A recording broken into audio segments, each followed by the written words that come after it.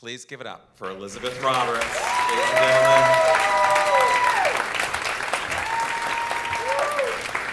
Sometimes my mother called me the pink cloud. You see, I loved pink, and my head was always in the clouds. Actually, they call me Betsy. My birth announcement said, Mary Elizabeth, in quotes, Betsy. To me, life was a big adventure, and I could barely keep my feet on the ground. Why should I walk if I could hop and skip and jump and dance? My backyard was a real haven. I had a swing set, I had a sandbox, I could collect four-leaf clovers and talk to the squirrels and the birds, and every afternoon, the 4 o'clocks burst into bloom, and my little sister and I would string bracelets and necklaces and crowns. I love to lie on the grass and look at the clouds. There are magical kingdoms in the clouds. There are castles, whales, unicorns, and dragons. And on a warm summer evening, the air would fill with twinkling fireflies, and I could dance on the grass. August was a special month at my house. You see, Daddy was an Episcopal minister, and unless he left town, he couldn't get a vacation. Besides, we were living in the heart of Louisiana, and the August heat could become unbearable. I can remember feeling like I couldn't even lift up my arms, the humidity was so heavy. Ministers don't make a lot of money, but my parents really believed in education and vacations. Sometimes we'd go to the beach. I could build sandcastles, I could collect shells, I could skip over the little waves as they hit the shore. And at night, I would lie on the beach and get lost in the stars. One of my earliest memories was my grandmother picking me up in her big, soft arms. She would hold me to her chest as she rocked back and forth on her farmhouse porch. Daddy grew up in that farmhouse. No electricity, no running water, an outhouse. I would bathe in a big metal tub out on the back porch. There were chickens to feed, eggs to gather, ducks to chase, even a pony to ride. Now, grandmother still had sharecroppers living on her farm, many of them the descendants of slaves. So sometimes on a Sunday evening, I would hear singing. I would rush to the window and watch as they moved across the field, their lanterns glowing in the dark. And when they would get to the bottom of a big tree, they would all gather at the bottom and they would begin to shout, "Are you there, Jesus? Jesus, are you there?" That was Alabama. My mother's childhood home in New Orleans was entirely different. I remember a big, elegant home, long, dark hallways, servants, a big grandfather clock, a funny-looking phone, and every year, Mother would make us costumes, and we would go to the Mardi Gras parades. There was one room in the house they called the parlor. Now, that was mostly for the adults, but sometimes on special occasions, they would let me come into the parlor as long as I sat like a nice little lady. So my favorite room was my granddaddy's study. Books lined the walls. There was big, comfortable furniture.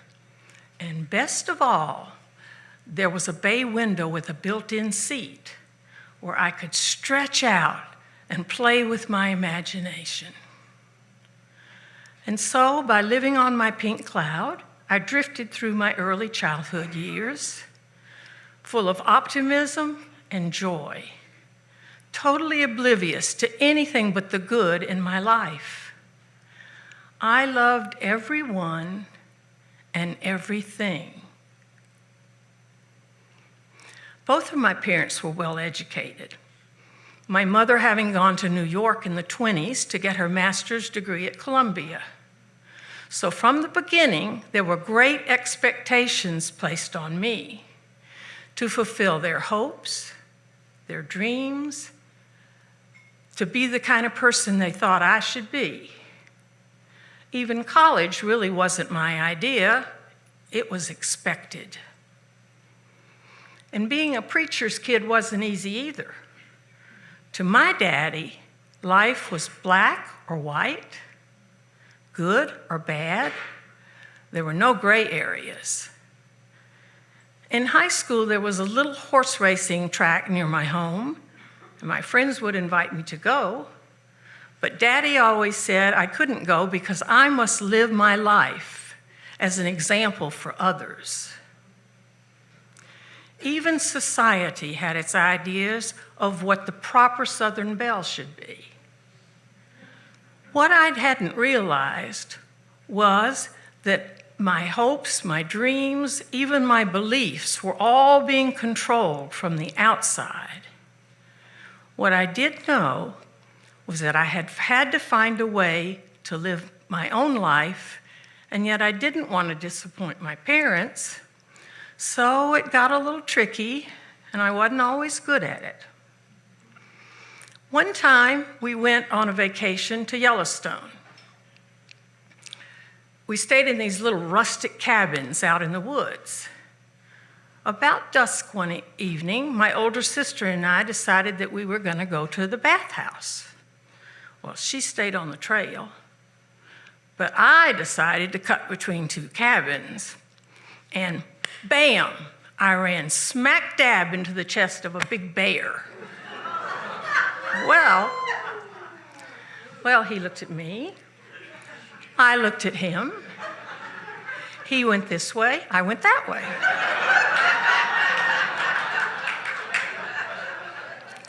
When I was in junior high school, all of my girlfriends were wearing lipstick. But my parents said I was too young. So I would sneak a lipstick into my pocket. And when I got to school, I'd put it on and take it off before I got home. Of course, my older sister caught on and snitched on me. My parents were always strict, but when I got to high school, it got even worse. I had to make good grades. I had to attend all of the church activities. I even had to swim a mile. And when I started dating, I had a very strict curfew, and of course it was earlier than everyone else's, and my parents always waited up for me. So it left me very little wiggle room. But you know what? You'd be surprised how many times we ran out of gas, or we had a flat tire, or the movie ran late.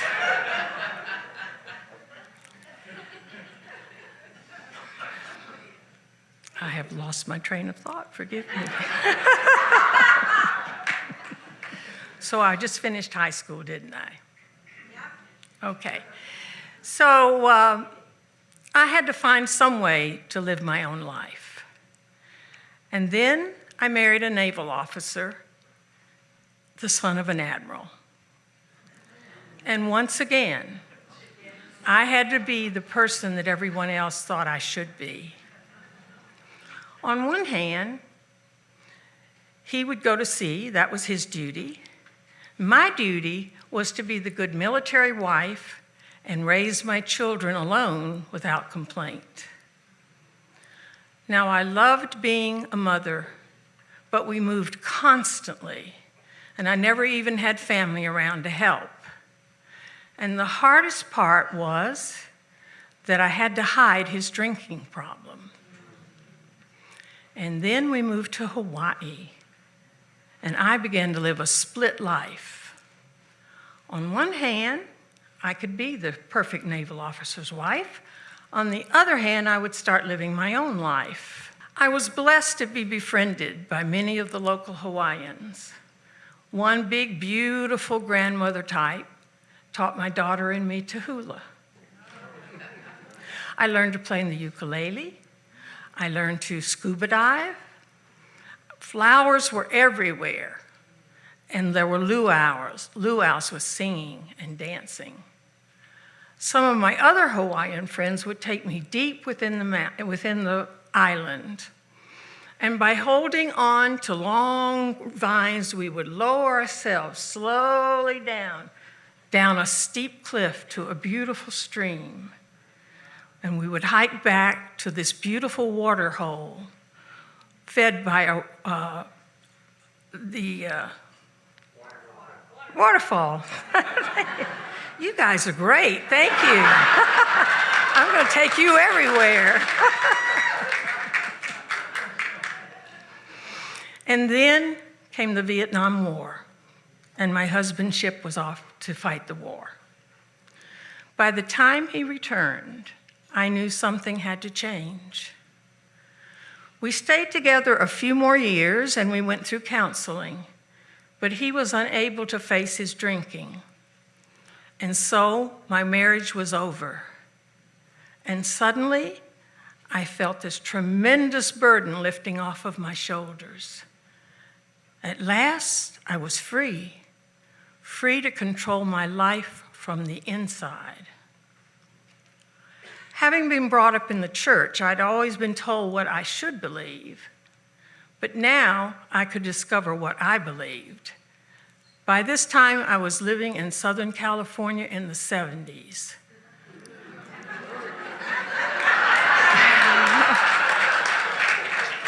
The perfect place to discover what I believed. I would read everything I could get my hands on.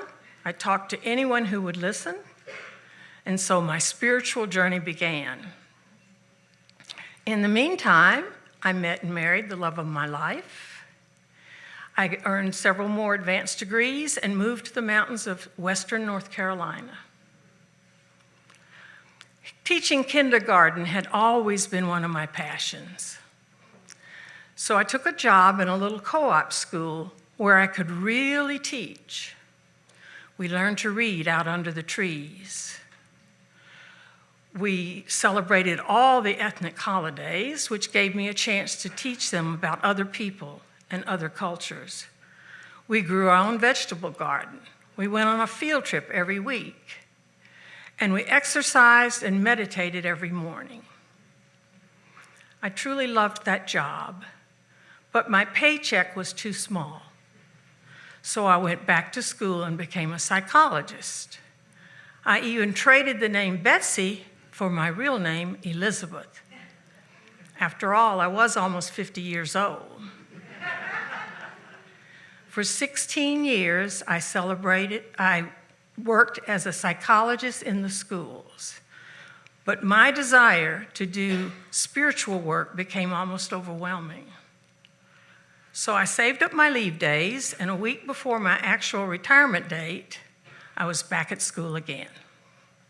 This time to become a hypnotherapist so I could guide others on their spiritual journeys. And as I was helping others, my knowledge grew and grew. 7 years ago, we moved to Oregon. Now I am surrounded by like-minded family and friends. I have found my spiritual community where I can share my wisdom and knowledge with others.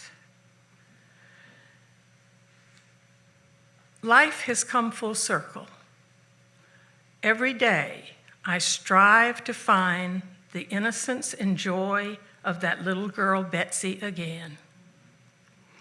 I'm optimistic most of the time. I find it easy to love, and I have forgiven everyone in my life, including myself. It has taken me almost 78 years, but I have found my essence. Who am I? Betsy knew. I am love.